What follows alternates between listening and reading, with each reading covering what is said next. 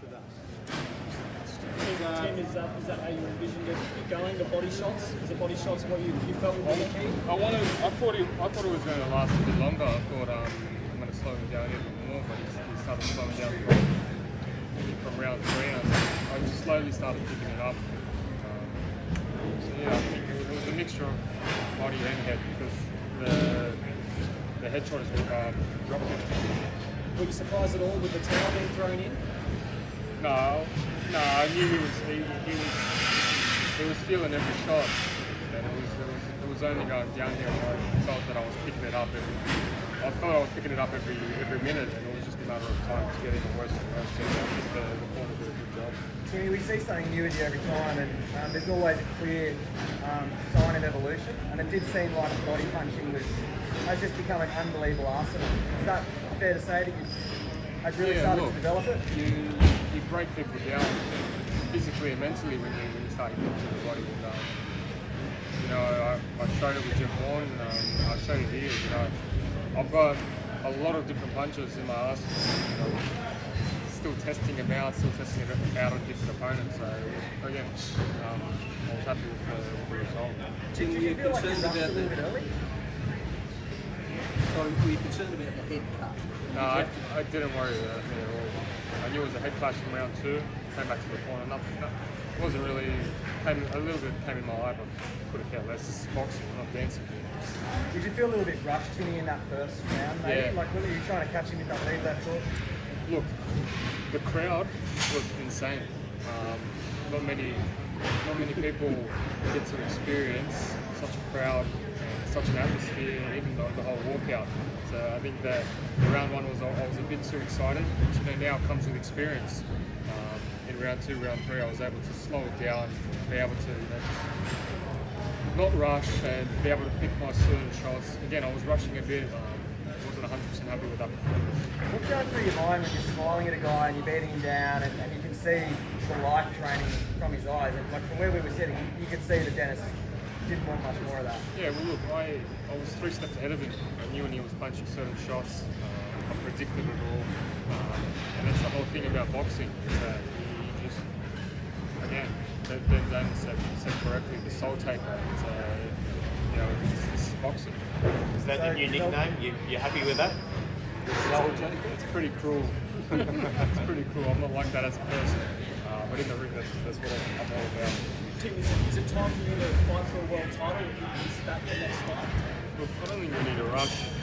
We're at that stage where I do believe I can compete with the big boys.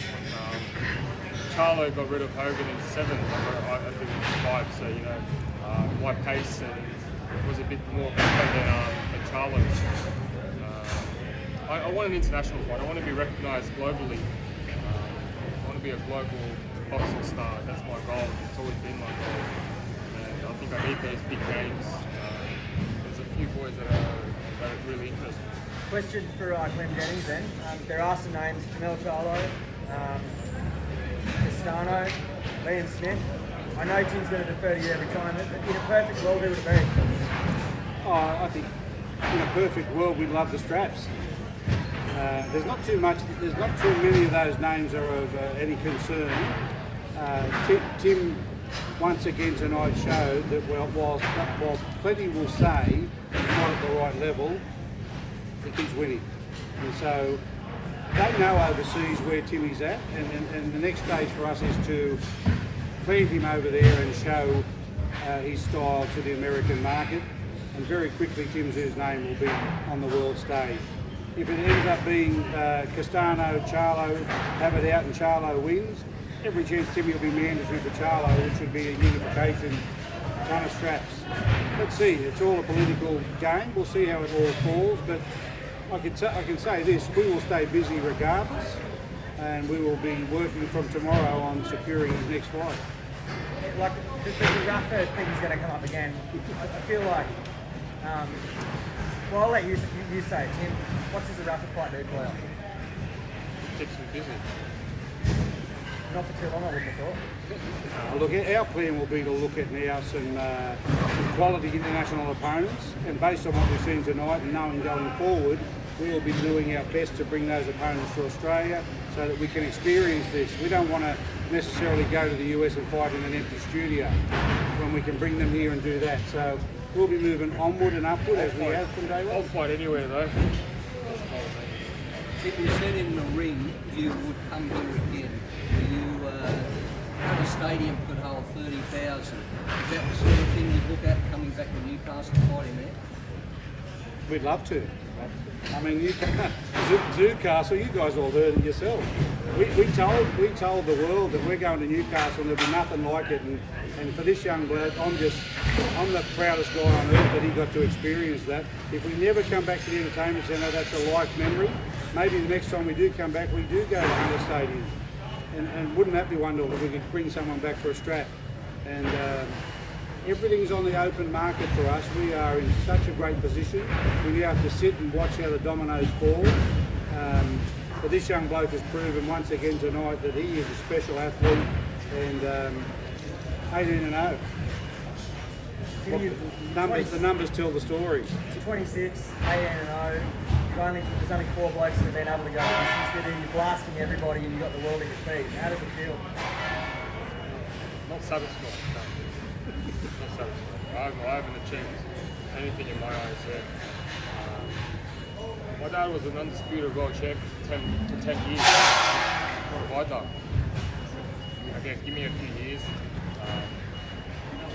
I think I've got a long way to go. My comparisons and my goals are out of this world, and that's what I'm going to be striving for.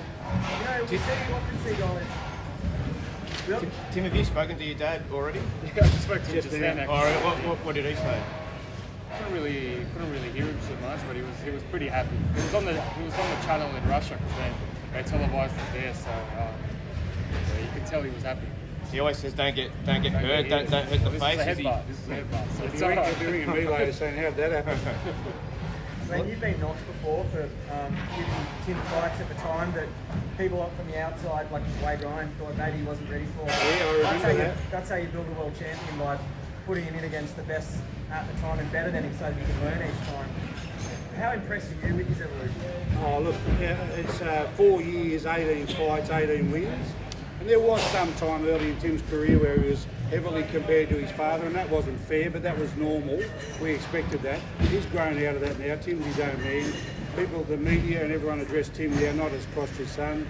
It is Tim. We will always be respectful of Kostra and the legacy he left, but in terms of the evolution of this young bloke, he's only 26 years old. Sometimes my job is to actually pull the reins back and say, let's not get too carried away with this. This is a 26-year-old kid who's beaten everyone in front of him, but let's be real, you know, there'll come a time where he's going to be fighting giants of men in this weight class, and you know who we're talking about. These aren't little guys, they're big men. So part of the evolution is what you've seen tonight. You can see him growing bigger, stronger, and we'll continue on that path. And I honestly believe on that trajectory, if we just stay focused, which he does, and take care of the business, I'm pretty sure that within the next year, Tim will be an international name for sure, and everyone in the world will know Tim Tszyu as Tim Tszyu. And that's, for me, that would be the ultimate end of what we've tried to achieve. Tim, did Hogan say anything to you at all? Yeah, I was very respectful of Hogan. He just said the hype is real, which is nice. Yeah, and he said that to me too, and it's a wonderful little statement. Dennis, I won't use the language, but Dennis said, yeah, the hype is real, and he was very respectful. And in all credit to Dennis and his team and to Steve Edwards for making that call. I rate Steve Edwards very highly. It's not easy for any coach to say, that's enough, I don't want my boy to get punished. And he took that decision, and I think that was a wise decision. Nobody needs to be penalised like that against this young bloke. So full respect to Hogan's team, and we move on to what's next for Tim Tszyu. Just on that, Tim, I know Stephen, spoke to Stephen, he's a little bit torn, he's not sure if he did the right thing by throwing the towel in here. I imagine you believe it was the right call? I would have kept going. Timmy's a fighter. He's not going to stop until someone tells him to stop. There's no off switch with this kid, it's as simple as that. Until the referee says, we are done, go back in your corner, nothing happens, so that towel had to come. But in terms of Dennis the Hogan, the human, and the terrific bloke we know he is, yeah, of course, we believe it's better that he has another day to perform, you know. All good? All right.